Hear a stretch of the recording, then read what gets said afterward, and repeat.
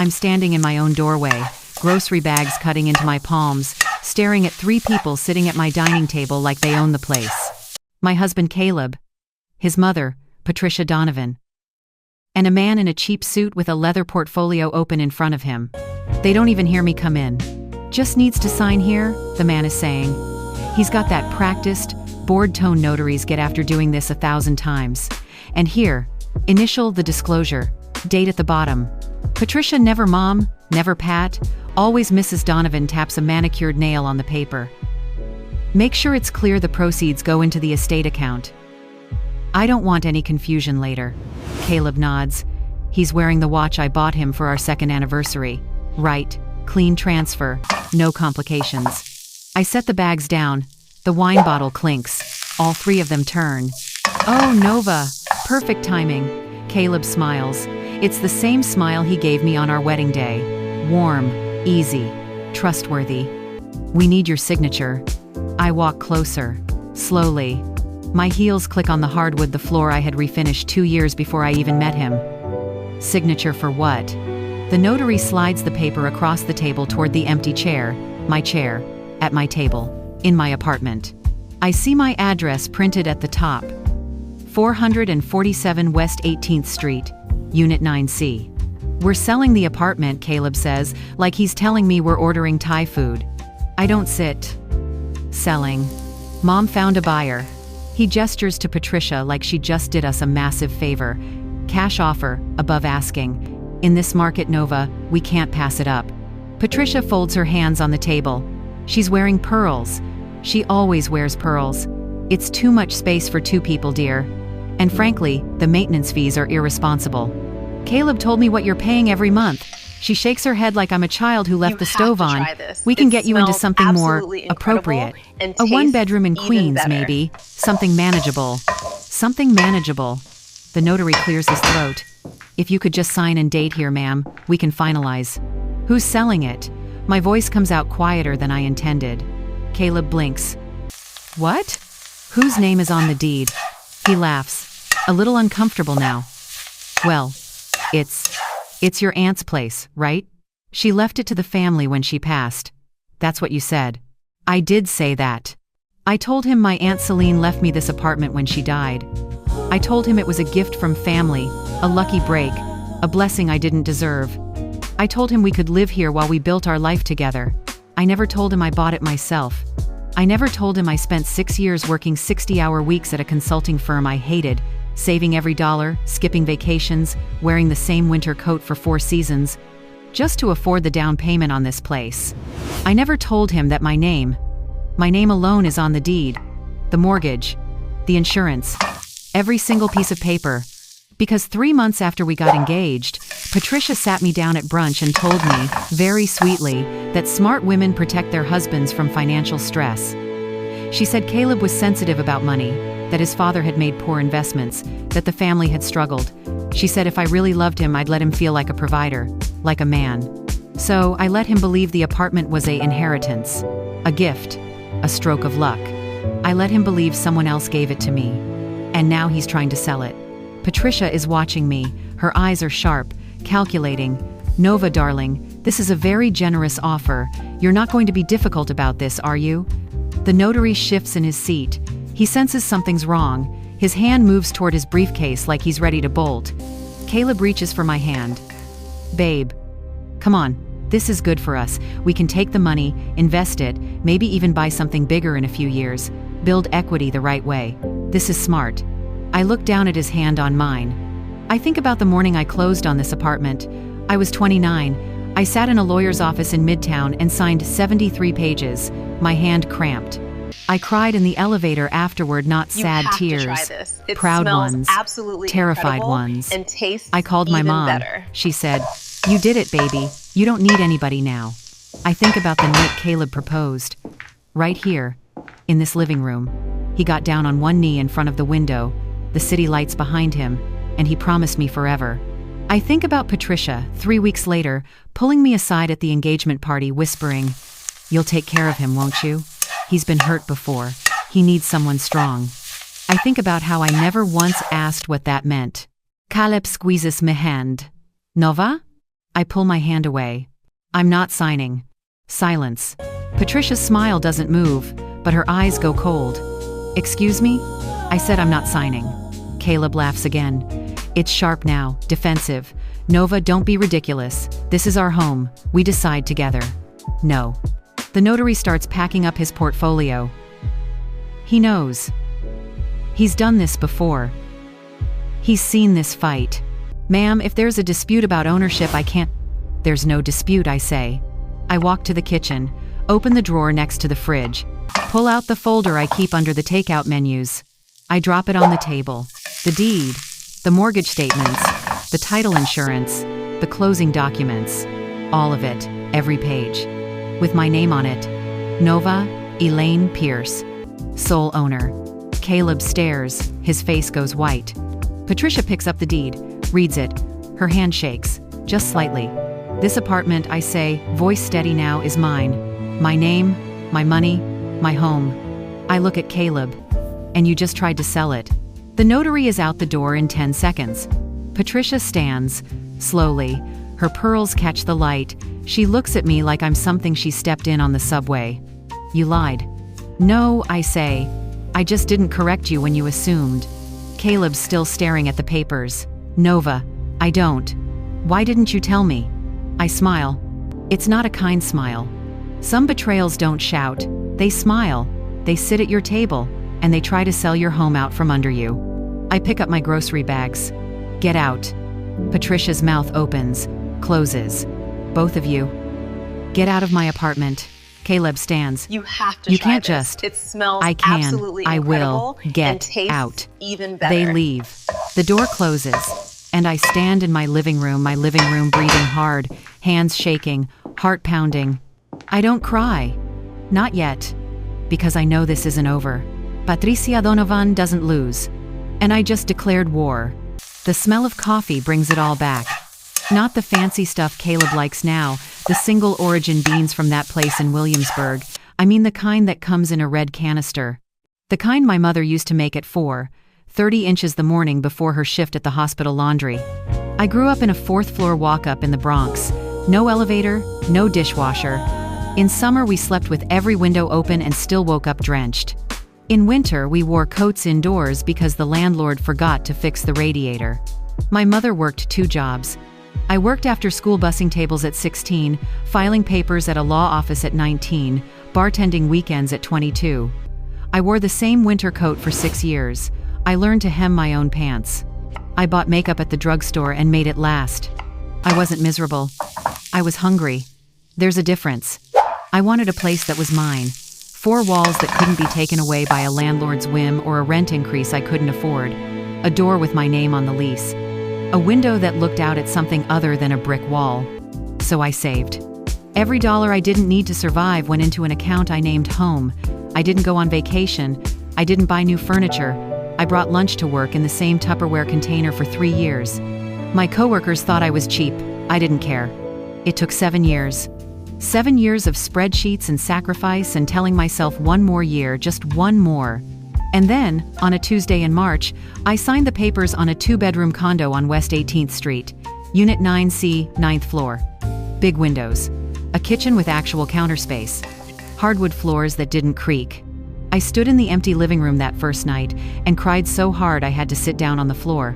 It was mine. Nobody gave it to me. Nobody could take it away. I called my mom. She said, "I'm proud of you, baby.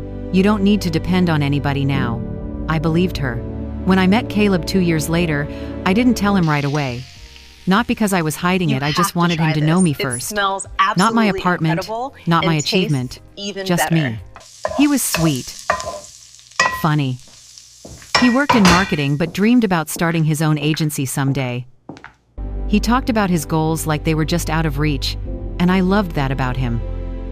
He wasn't entitled. He was hopeful. When I finally brought him to my place, I told him my Aunt Celine left it to me when she passed. It was easier that way. Cleaner. I'd learned early that when people know what you have, they start keeping score. Caleb loved the apartment, he loved the light, he loved the neighborhood, he loved me.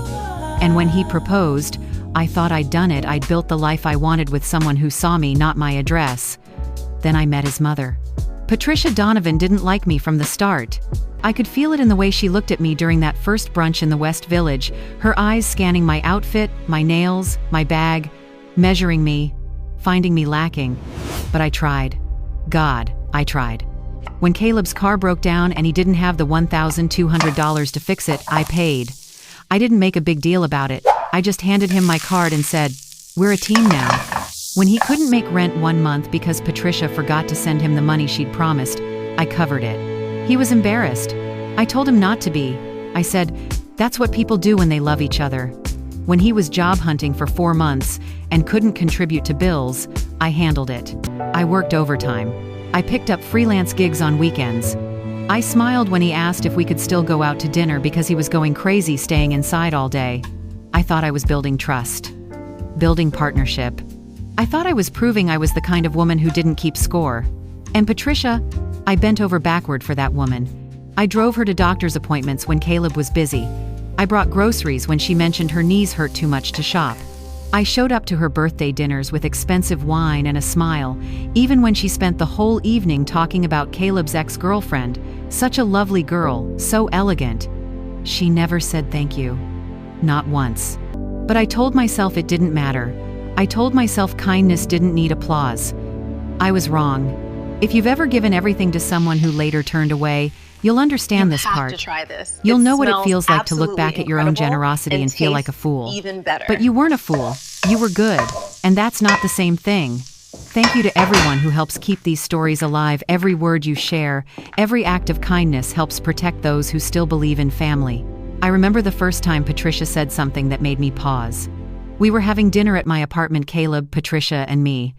I'd spent the afternoon cooking. Patricia looked around the living room and said, almost absently, "It's such a shame this place is wasted on just the two of you." Caleb laughed. "Mom, we're fine." She smiled. "I just mean, darling, real estate like this should be working for you. Building wealth. You could be doing so much more with it." I didn't say anything, but I felt it. The shift. The way her eyes lingered on the windows, the floors, the square footage. Like she was already counting what it was worth. I should have known then. I should have seen it. But I didn't. Because I still believed that kindness made people kinder. I was wrong. I hear his voice through the bedroom door. It's 11:47 p.m. I'm in the bathroom brushing my teeth. Caleb thinks I'm asleep. He's on the phone in the living room, speaking in that low, careful tone he uses when he doesn't want to be overheard. But our apartment has thin walls. I installed them myself when I renovated. I know every echo, every creak. I turn off the faucet.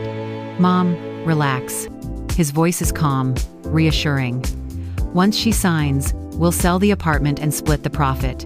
She's too soft to question anything. I stop breathing. The toothbrush is still in my hand. Toothpaste foam drips into the sink. Patricia's voice crackles through the speaker. Sharp.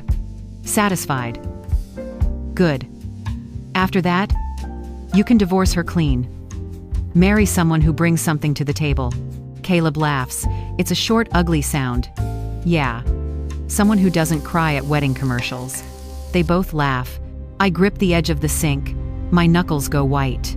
"How long do you think it'll take?" Patricia asks. "To get her signature? A week, maybe 2. She trusts me. She always has." "And you're sure the apartment's worth it?" "Mom, it's a 2-bedroom on West 18th. We're talking at least $1.2 million, probably more. Split that, and we're both set." You Good have boy. to try this. Her It voice is smells warm now. absolutely incredible Proud. and tastes You've earned this, darling. even better. After everything you've put up with. My vision blurs. I set the toothbrush down, slowly. My hands are shaking so hard I almost drop it. I walk into the hallway. One step, then another. Caleb is sitting on the couch, feet up on my coffee table, phone to his ear. He's smiling. He doesn't hear me. "I gotta go," he says into the phone. "She'll be up soon." "Yeah. Love you too, Mom." He hangs up. I stand in the doorway. He sees me. For a second, just a second, his face goes blank. Then he smiles. That easy, warm smile I fell in love with. "Hey babe, thought you were asleep." I don't say anything. Hez stands. Walks toward me. "You okay? You look pale." "Who were you talking to?" "Just my mom. She wanted to check in." "About what?" He hesitates. Just a fraction of a second. But I see it. Nothing important. Just family stuff. Family stuff, I repeat. Yeah. He reaches for my hand. I pull away. His smile falters. Nova, how long have you been planning this? Silence. His face changes. The warmth drains out of it. What's left is cold. Calculating. Planning what? Don't. My voice cracks. Don't lie to me. Not now. He exhales through his nose. Looks at the ceiling. Then back at me. How much did you hear? Enough. He nods. Slowly.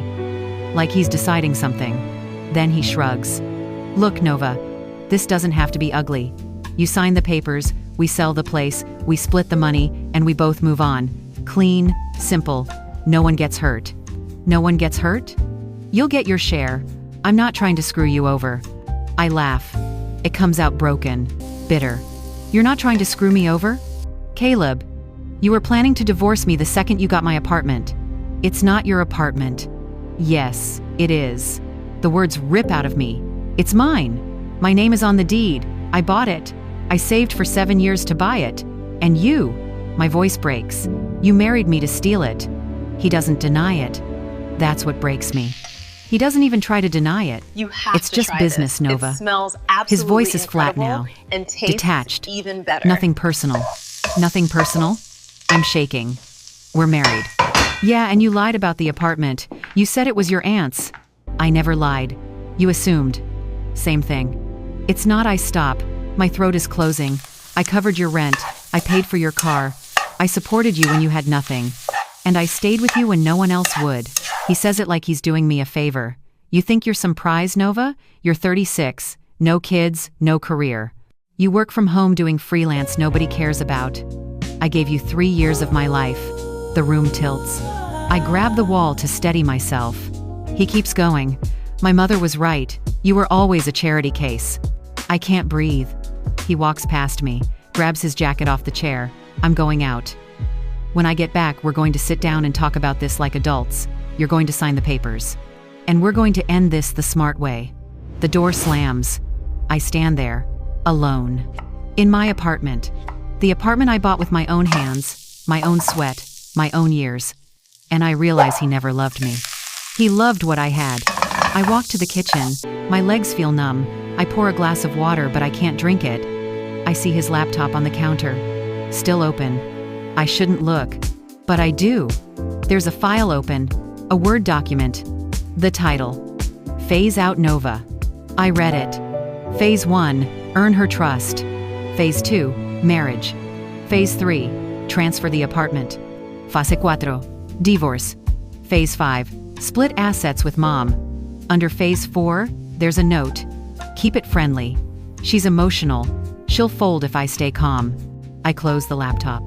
I sit down on the floor. And I don't cry. I can't. Because crying means this is real. And if this is real, then I wasn't a wife. I was a project. With a deadline. If you've ever trusted someone so deeply that their betrayal made you question your own worth, you're not alone. You didn't fail. They did. And the fact that you can still feel this pain means you're still good, still human, still worth more than they ever deserved. Thank you to everyone who helps me tell these stories. It smells Your support keeps absolutely this space incredible alive for those who and still tastes believe that even truth, better. somehow, will always find its way. I sit on that floor for a long time. And when I finally stand up, something inside me has changed. I'm not broken anymore. I'm awake. The apartment is so quiet I can hear the refrigerator hum. I'm sitting on the bathroom floor. The tile is cold against my back. I've been here for 20 minutes. Maybe longer. I don't know. I can't seem to move. Caleb came home an hour ago. I heard his keys in the door, his footsteps in the hallway. He didn't call out to me. He went straight to the bedroom. Now he's knocking. Nova. His voice is calm, measured, like he's talking to a child throwing a tantrum. Come on. Open the door. I don't answer. Nova, this is ridiculous. We need to talk like adults. I pull my knees to my chest. You're being dramatic, he says. There's an edge to his voice now. Irritation. Don't ruin our future over something this stupid. Our future. I almost laugh. He knocks harder. Nova, I'm serious. Open the door. I close my eyes. After a while, he stops knocking. I hear him walk away. The bedroom door closes, and the silence rushes back in. I stay on the bathroom floor until my legs go numb.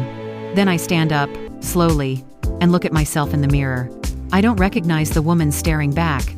Her eyes are red, her face is pale, her hair is pulled back in a ponytail that's come loose. She looks small. She looks like someone who trusted the wrong person. I turn off the light and go to the guest bedroom. I lock the door behind me. The next morning, Patricia shows up. I hear her voice in the living room. Sharp. Commanding. Where is she? Still hiding, Caleb says. He sounds tired, annoyed. For God's sake, Caleb, this is taking too long. Just get her to sign. I'm trying, Mom. Try harder. We have a buyer lined up. If she drags this out, we lose the offer. I'm standing in the hallway, just out of sight. My hand is on the wall to steady myself. She's being stubborn, Caleb says. She's being a child. Patricia's heels click across the hardwood. My hardwood. Let me talk to her. You have to try this. I don't think that smells absolutely Caleb, incredible. Move. And tastes I step even back into the better. guest bedroom. Close the door. Sit on the edge of the bed. A moment later, there's a knock. Nova, darling. It's Patricia. May I come in? I don't answer. The door opens anyway. She's wearing a cream-colored blazer, pearls, red lipstick. She looks like she's on her way to brunch. She closes the door behind her and sits in the chair by the window, crosses her legs, folds her hands in her lap. You're upset, she says. Not a question, a statement. I stare at the floor. I understand. Change is difficult.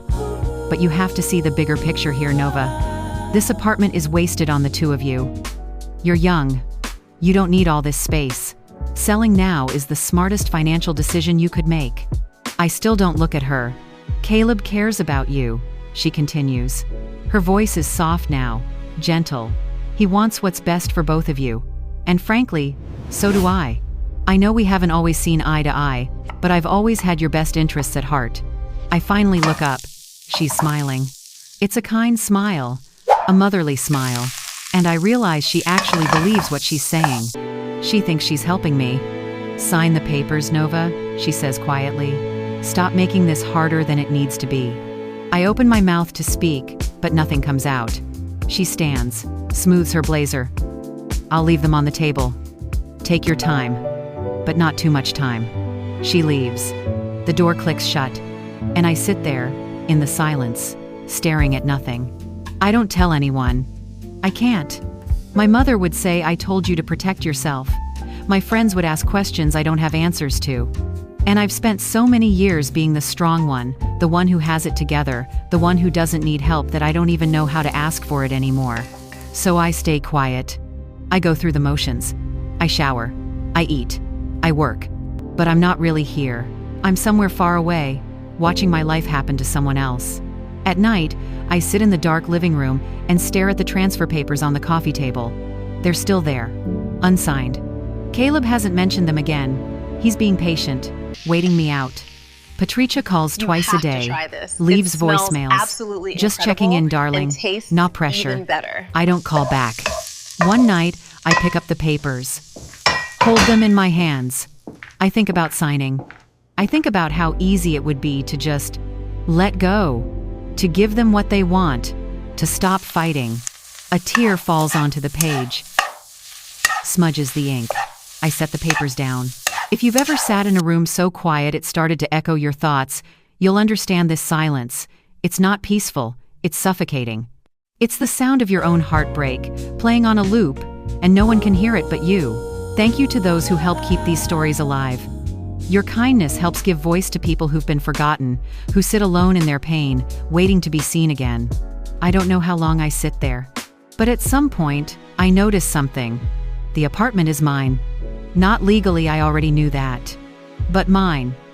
In a way that has nothing to do with paper or signatures or what anyone else thinks. I bought this place. I earned it. I survived for it. And I'm still here. Caleb is asleep in my bedroom.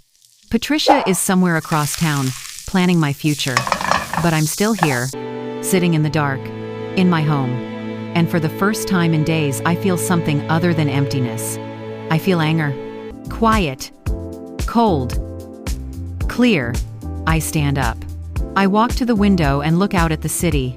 The lights, the noise, the life that keeps moving whether you're ready or not. I'm not healed, but I'm not gone either. And that, right now, is enough. I start digging the next morning. Not because I want revenge. Not yet. I just need to know if I'm crazy. If I imagined it. If maybe, somehow, I misunderstood. I didn't. First, I call the real estate agency whose card I found tucked inside Caleb's gym bag. A woman answers. Bright voice, professional. Hi, I'm calling about an appraisal request for 447 West 18th Street, Unit 9C. Oh yes, she says. Your husband called us 3 weeks ago. We sent the appraiser last Tuesday. Did you not receive the report? You have My to hand try tightens this. around It the phone. smells He absolutely called? incredible. Yes, and ma'am. tastes Mr. even Caleb better. Pierce. He said you were thinking of selling and wanted a market evaluation. 3 weeks ago. 3 weeks before he ever mentioned it to me. Thank you, I say quietly. That's all I needed. I hang up. Next, I check the building's security footage. Our condo has cameras in the hallways installed after a break-in 2 years ago. I'm on the board. I have access. I scroll back through the last month. And there she is, Patricia Donovan. Entering my apartment on a Thursday afternoon, 1:47 p.m. I was at a coffee shop that day, working. Caleb was supposedly at a client meeting. She's alone. She stays inside for 43 minutes. When she leaves, she's carrying a folder. I rewind, watch it again. Her face is calm, focused. She's not visiting, she's searching. I feel cold. I go to Caleb's laptop. He left it open on the kitchen counter. He always does. He thinks I don't know his password. I do. It's his mother's birthday. I open his email. Search. Appraisal. 7 results. The first one is from 3 weeks ago. Subject line, urgent. Need condo appraisal papers before Nova gets suspicious. I click it. Mom, appraiser is coming Tuesday. Make sure you're there to let him in. Nova will be out. Grab any docs you can find: title, mortgage statements, anything that shows ownership structure. We need to know exactly what we're working with before we move forward. Let me know when it's done. See. I scroll down. Another email. 2 weeks ago. Subject. Timeline. Caleb. Spoke to Richard, the lawyer. He says, as long as she signs willingly, the transfer is clean. No flags. Once it's in your name, we can sell within 60 days. I've already contacted a buyer cash offer, no inspection. This will be over by March. Stay calm. Don't let her see you sweat. Mom. I close the laptop. My hands are shaking. Not from fear, from clarity. They planned this. Every word, every smile, every I love you. They planned this like I was a problem to solve, a puzzle to dismantle, a deadline to meet. I sit at the kitchen table and stare at the wall. The apartment is silent, but my mind is roaring. I think about the appraisal, the emails, Patricia in my apartment, rifling through my drawers, Caleb's fake concern, his mother's fake warmth, the phase-out Nova document, the lawyer on speakerphone, the notary at my table. Every piece fits, and suddenly, I'm not confused anymore. I'm not heartbroken. I'm awake. If you've ever found truth in the quiet moments after pain, you know what this part feels like. It's not relief. It's not peace. It's the cold, sharp edge of knowing, and finally being ready to act. Thank you to everyone who supports these stories. Your kindness keeps hope alive for people still finding their voice after betrayal. I stand up. Walk to the window. Look out at the city, the buildings, the noise, the endless motion of people who have no idea what's happening in this apartment right now. I take a breath, and I start to plan. Not with anger, not with tears, with something colder, something sharper, something they won't see coming. Because they forgot one thing. This apartment? Every corner, every document, every lock and key? I know it all. And I know every lie they told. They thought I was soft. They thought I was blind. They were wrong. There comes a point when silence stops, meaning defeat. It becomes preparation. I'm sitting at the kitchen table, The morning light filters through the curtains, soft, golden, indifferent. There's a cup of coffee in front of me. It's gone cold. I haven't touched it in an hour. Caleb is still asleep in the bedroom. Patricia hasn't called yet. The apartment is quiet. But I'm not empty anymore. I'm focused. I pull out my phone and open the voice memo app. I've been recording every conversation for the past 3 days. Caleb doesn't know. He talks freely now, thinks I've given up. Thinks I'm too soft to fight back. Yesterday, he told his mother on speakerphone, "She'll sign. She always does what I ask. Just give her a few more days." I saved the file, labeled it Evidence 1. This morning, I do something I should have done weeks ago. I call a lawyer. Her name is Sandra Leung. She specializes in property fraud and marital asset disputes. I found her through a quiet Google search at 2 a.m. when I couldn't sleep. Her reviews said she was ruthless but fair. That's exactly what I need. Miss Pierce? Her voice is calm, professional. Yes, thank you for taking my call. You mentioned on your intake form that your husband attempted to sell property that belongs solely to you. That's correct. And you have documentation proving sole ownership? I have the deed, the mortgage statements, the title insurance, everything. There's a pause. I hear her typing. Good. And are there any joint accounts or shared assets we need to protect? I hesitate. We have a joint checking account, but I've been the only one contributing to it for the past year. Freeze it, she says immediately. Today. Open a new account in your name only and transfer your funds. Do not tell him. Do not warn him. Just do it. Okay. Do you feel safe in your home? I look around the apartment. My apartment. Yes. Good. I'll draft a cease and desist letter to send to your husband and his mother. It will state clearly that any further attempts to sell, transfer, or encumber the property will result in legal action. I'll also prepare a notarized affidavit confirming your sole ownership. Can you come to my office tomorrow at 10? I'll be there. One more thing, Miss Pierce. Her voice softens slightly. You're doing the right thing. Don't let anyone make you feel otherwise.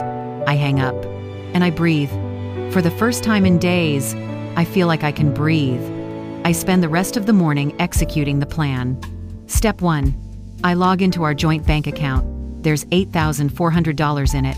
Most of it is mine, my freelance payments, my savings transfers. Caleb deposited $200 2 months ago and hasn't contributed since. I transfer $8,200 to a new account I opened at a different bank. I leave him $200. Exactly what he put in. Step 2. I change the locks. I call a locksmith. He arrives within the hour. A quiet man in his 50s who doesn't ask questions. He replaces the deadbolt and gives me 3 new keys. I keep one. I hide the other 2. When Caleb comes home tonight, his key won't work. Step 3. I gather evidence. I print every email, every text, every bank statement showing my contributions versus his. I photograph the phase-out Nova document still open on his laptop. I save the security footage of Patricia entering my apartment. I put it all in a folder. Label it. Lock it in the safe I installed in the closet 2 years ago, the safe Caleb doesn't know exists. Step 4. I wait. I sit on the couch and I wait. Caleb comes home at 6:15 p.m. I hear him at the door, the sound of his key sliding into the lock. It doesn't turn. He tries again. Then again. Then he knocks. I don't move. He knocks harder. Nova? Did you change the locks? I sip my tea. It's still warm. Nova! His voice rises. Open the door. This is ridiculous. I set the cup down. Walk to the door. Stand on the other side. Go stay with your mother, Caleb. Silence. What? You heard me. Nova. You can't just. I can. This is my apartment. My name is on the deed. And you're not welcome here anymore. You're being insane. No, I say quietly. I'm being clear. I hear him pull out his phone. A moment later, mine buzzes. A text from Patricia. What is going on? Caleb says you've lost your mind. I don't respond. Another text. Call me immediately. I block her number. Then I block Caleb's. I walk back to the couch, sit down, pick up my tea. The knocking continues for another 10 minutes. Then it stops. I hear his footsteps retreat down the hallway. The elevator dings. And then silence. I close my eyes. For years, I mistook generosity for love. I mistook silence for peace. I mistook endurance for strength. Now, I'm learning the quiet math of self-respect. Each action I take is a small cut through the chains I didn't even know I was wearing. And it feels like breathing after being underwater for too long. My phone starts ringing. Unknown number, then another, then another. I silence it. It's funny how silence can sound like thunder when guilt starts to echo. I open my laptop, check my email. There's a message from Sandra Leung. Subject: appointment confirmed. Tomorrow 10 a.m. Absolutely incredible. Attached, draft cease and desist letter. I open it, read it. Every word is a blade. To Caleb Pierce and Patricia Donovan. You are hereby notified that any attempt to sell, transfer, or encumber the property located at 447 West 18th Street, Unit 9C, is unlawful and will be met with immediate legal action. I smile. Not a big smile. Just a small one. The kind that means I'm not afraid anymore. I stand up, walk to the window. Look out at the city. The lights are coming on. The streets are filling with people heading home. And I realize something. For the first time, I didn't need them to hear me. My silence had already spoken. Tomorrow, the storm arrives. But this time, I'm the one holding the wind. They come back 3 days later. I'm sitting on the couch when I hear the pounding on the door. Not knocking, pounding. Fists against wood. Nova, Caleb's voice. Loud, angry. Open this door right now. I don't move. More pounding. I know you're in there. Stop being childish. Patricia's voice joins in. Sharper. Nova, this has gone far enough. Open the door or we'll call building security. I stand. Walk to the door. Unlock it. Open it. They push past me before I can say a word. Caleb storms into the living room, Patricia right behind him. He's red-faced, breathing hard. She's composed, but her eyes are cold, furious. Why the hell did you change the locks? Caleb spins to face me. And freeze the bank account? Are you out of your mind? I close the door, lean against it, say nothing. Patricia steps forward. Nova, I don't know what game you think you're playing, but this stops now. You're being unreasonable, hysterical. Hysterical? I repeat quietly. Yes. She folds her arms. Caleb has been nothing but patient with you. And this is how you repay him? Locking him out of his own home? His home, I say. Yes. Patricia's voice is ice. His home. You live here together. You're married. That makes it his too. I look at Caleb. He won't meet my eyes. Sign the papers, Nova, he says. His voice is strained. Just sign them and we can move past this. Better. Move past what? This. Whatever this is. He gestures vaguely. You're acting crazy. You need help. Krase y echo. Patricia nods. Frankly, yes. Changing locks, freezing accounts, those are signs of instability. If you keep this up, Caleb may have grounds for... For what? I push off the door. Walk into the living room. For divorce? Is that what you were going to say? Caleb shifts uncomfortably. Nova. Because that was always the plan, wasn't it? Silence. Patricia's eyes narrow. I don't know what you think you know, but I know everything. My voice is calm, steady. I know about the appraisal you ordered 3 weeks before you told me. I know about Patricia breaking into my apartment to search for documents. I know about the emails, the lawyer, the buyer you already lined up. Caleb goes pop. I walk to the coffee table, pick up the folder I left there this morning. I know about phase out Nova. Patricia's face doesn't change, but her hands clench. I open the folder, pull out the first document. This, I say, holding it up, is the deed to this apartment. 447 West 18th Street, Unit 9C. Purchased August 2017. Sole owner, Nova Elaine Pierce. I set it on the table. Not my aunt, me. I bought this place. With my money. My name is on every document. Caleb stares at the paper. That's not... It is. I pull out another sheet. Here's the mortgage, also in my name. And here another page is the title insurance. Also mine. Patricia's jaw tightens. That doesn't change the fact that you're married. Community property doesn't apply to assets acquired before marriage. I bought this apartment 2 years before I met Caleb. It was never his. It was never ours. I reach into my pocket, pull out my phone, and just in case you're thinking of arguing, I tap the screen. I have this. I press play. Caleb's voice fills the room. Mom, relax. Once she signs, we'll sell the apartment and split the profit. She's too soft to question anything. Patricia's voice. Good. After that, you can divorce her clean. Marry someone who brings something to the table. The recording plays for 15 seconds. Then I stop it. The silence is deafening. Caleb's face is white. His mouth opens, closes. No words come out. Patricia recovers first. That was taken out of context. Was it? I look at her. Because I have 6 more recordings just like it. And emails. And security footage of you in my apartment? When I wasn't home. She freezes. You planned this, I say quietly. Both of you. You married me to steal my home. You were going to sell it, take the money, and throw me away. Caleb finally finds his voice. Nova, I never. Don't lie. My voice cuts through his. Not now. You've done enough. There's a knock at the door. I walk over. Open it. Sandra Leung steps inside. Gray suit. Leather briefcase. She nods at me, then looks at Caleb and Patricia. Mr. Pierce, Mrs. Donovan. Her voice is professional. Detached. I'm Sandra Leung, Miss Pierce's attorney. I'm here to inform you that as of this morning, Caleb Pierce has been formally removed from any and all documentation related to this property. He was never on the deed, but he was listed as an occupant on the building lease.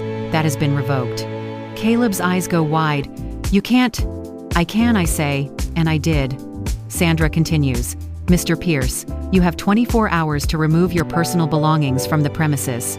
If you refuse, or if you attempt any further unauthorized access, Miss Plainess, Pierce will file for a restraining order. Additionally, she opens her briefcase, pulls out a document. We have prepared a complaint for attempted financial fraud and coercion. If you or your mother make any further attempts to claim, sell, or transfer this property, we will file immediately. She hands the papers to Caleb. He doesn't take them. They fall to the floor. Patricia's voice is shaking now. You ungrateful. I'm not ungrateful. I look at her. I'm awake. She stares at me. For the first time, I see something other than contempt in her eyes. I see fear. You can go now, I say quietly. Caleb looks at me. Nova, please. We can talk about this. You have to try we this. We can. It smells There's nothing to talk about. I love you. Even no, better. My voice doesn't waver. You loved what I had. There's a difference. He opens his mouth, closes it. Then he turns and walks to the door. Patricia follows. At the threshold, she stops, looks back at me. You'll regret this, she says. I meet her eyes. No, I say. I won't. She leaves. The door clicks shut. Sandra turns to me. You okay? I nod. Good. I'll be in touch tomorrow to finalize the paperwork. Thank you. She leaves. And I'm alone. I stand in the center of my living room, and I breathe. The light coming through the windows is soft, golden, warm. I was never the fragile one. They just mistook my kindness for weakness. I walk to the window, press my palm against the glass. Outside, the city hums. Life continues. People move. The world turns. And I'm still here, standing in the home I built. The home I fought for. The home that's mine. I close my eyes. And for the first time in weeks, I feel something I almost forgot. Peace. After the verdict, silence became my favorite sound. It was the sound of justice, finally breathing. I watch from my living room window as Caleb drags 2 duffel bags down the front steps of the building. It's raining. Not hard, just a steady drizzle that makes everything look gray and cold. He's alone. Patricia is still inside, arguing with building security in the lobby. I can't hear her words, but I can see her gestures sharp, frantic, entitled. The security guard, a man named Marcus who's worked here for 8 years, stands with his arms crossed, unmoved. She's not getting back in. Caleb reaches the sidewalk and stops, drops the bags, looks back up at the building. At my window, I don't move, don't hide. I just stand there, coffee in hand, and look back. He stands in the rain for a full minute. Then he picks up the bags and walks away. I watch until he disappears around the corner. Then I close the curtains. The next morning, I hear the gossip. Mrs. Chen from 7B stops me in the elevator. Nova, dear, is everything all right? I saw your husband leaving yesterday with luggage. You have to try this. It smells And his mother was shouting in the lobby. and I smile tastes politely. Even better. We've separated, Mrs. Chen. It's for the best. Her eyes widen. Oh, I'm so sorry. Don't be. She hesitates, then leans in. Between you and me, I never liked that woman. She was always so rude to the doorman. I nod, say nothing. But word spreads fast in a building like this. By the end of the week, everyone knows. Not the details I didn't tell them. But they saw. They heard. They put the pieces together. And now, when I walk through the lobby, people smile at me differently. Not with pity. With respect. I don't see Caleb for 2 weeks. Then late one night, my phone buzzes. A text from an unknown number. Nova, please, we need to talk. I made a mistake. I love you. Please let me come home. I stare at the screen. Then I delete it. Block the number. Go back to sleep. 3 days later, another message. Different number. I'm sorry. I was listening to my mother. I should have trusted you. Please give me another chance. Delete. Block. Then the calls start, from numbers I don't recognize. I don't answer. One night, he shows up at the building. Marcus calls me from the lobby. Miss Pierce, your husband is here. Says he needs to talk to you. Ex-husband, I correct gently. And no. He's not allowed up. Understood. I hear Caleb's voice in the background, desperate, pleading. Nova, please, just 5 minutes. I hang up. He doesn't come back after that, but I hear things. Through mutual acquaintances, through the neighborhood grapevine. Caleb moved back in with Patricia. Their relationship soured within weeks. She blames him for botching the plan. He blames her for pushing too hard. They're living in her cramped one-bedroom in Astoria, the place she always said was too small for one person, let alone two. He lost his job. Something about unprofessional conduct. A colleague overheard him on the phone trying to convince me to sign the transfer papers, talking about getting what's owed to him. HR didn't take it well. Patricia tried to maintain her social circle, but people talk. Whispers spread faster than wildfire in certain circles.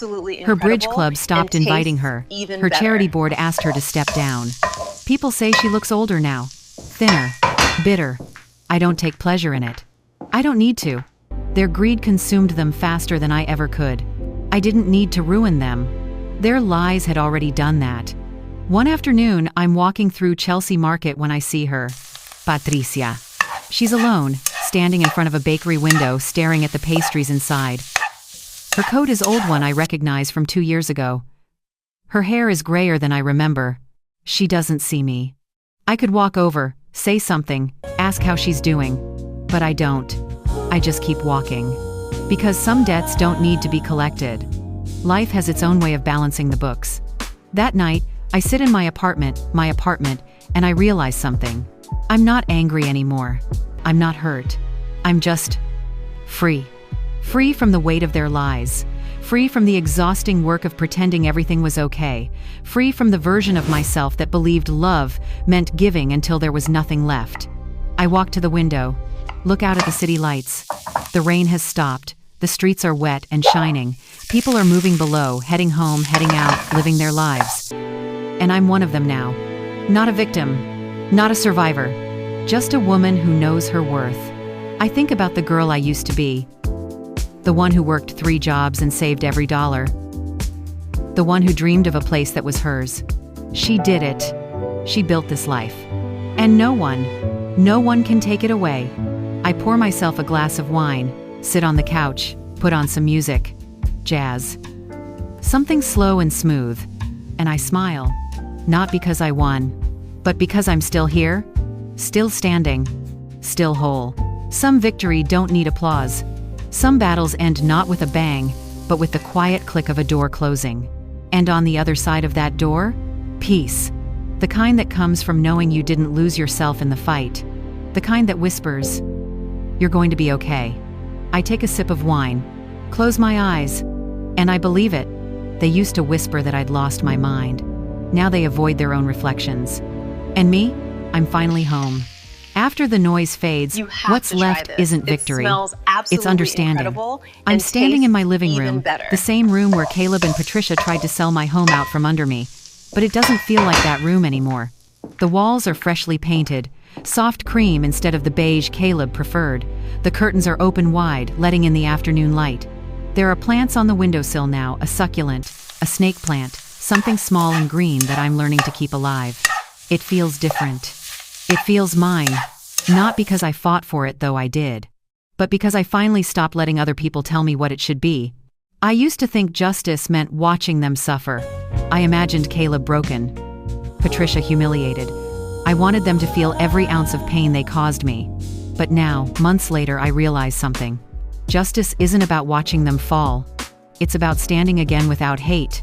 I don't think about them much anymore. Sometimes I wonder how they're doing. If Caleb found work. If Patricia still blames him for everything. If they ever talk about me. But those thoughts pass quickly now, like clouds moving across the sky. Because I've learned something important. Their story is no longer mine to carry. I sit at my kitchen table with a cup of tea, and I think about the woman I used to be. The one who believed that love meant giving everything. Who thought kindness required no boundaries. Who was so afraid of being a burden that she became invisible. I'm not that woman anymore. I used to believe love meant giving everything. Now I know love also means knowing when to stop. It means recognizing when your generosity is being weaponized, when your silence is being mistaken for weakness. When the person you're sacrificing for isn't just ungrateful, they're counting on your guilt to keep you quiet. I wish I could go back and tell her, the younger me, sitting in that Bronx walk-up, dreaming of a home she could call her own. I'd tell her, you're going to make it. You're going to build something beautiful. And one day, someone will try to take it from you. But you won't let them. Because you'll finally understand that your worth isn't measured by how much you give, it's measured by how much you refuse to lose yourself. Last month, I started volunteering. There's a community legal clinic in Brooklyn that helps women navigate financial abuse and property disputes. Women who've been manipulated, gaslit, convinced that what's theirs belongs to someone else. You have to try Ego this. twice a It week. smells I sit across from women who remind me of tastes myself, even tired, better. confused, ashamed.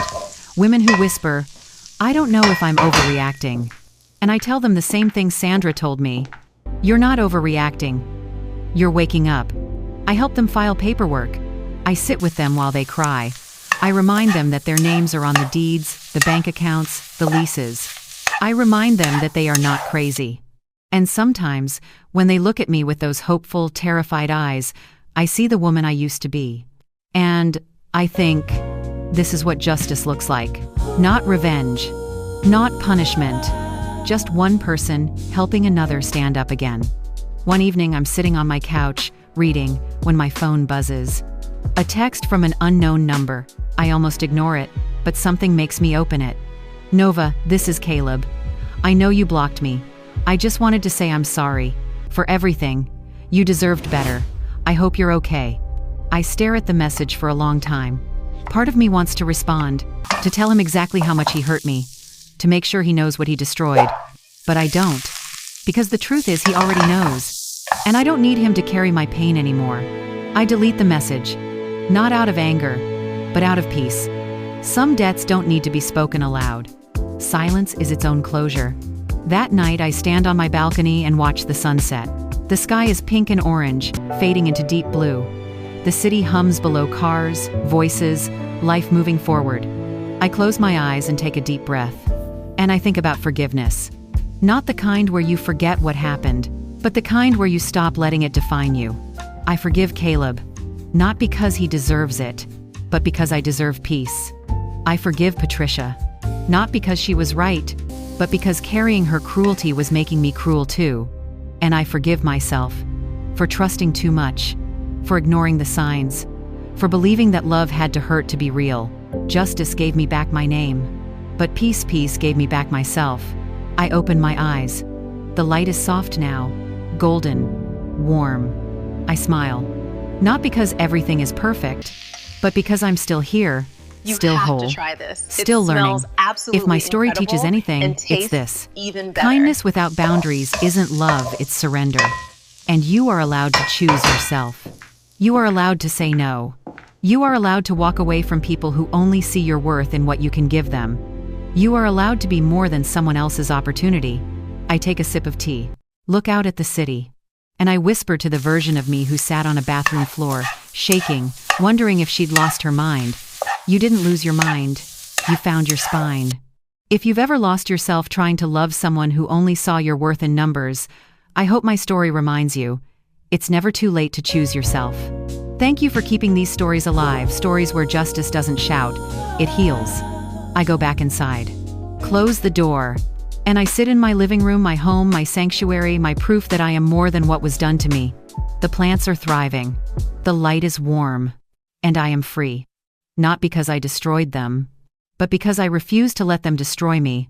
And that, I've learned, is the truest kind of victory.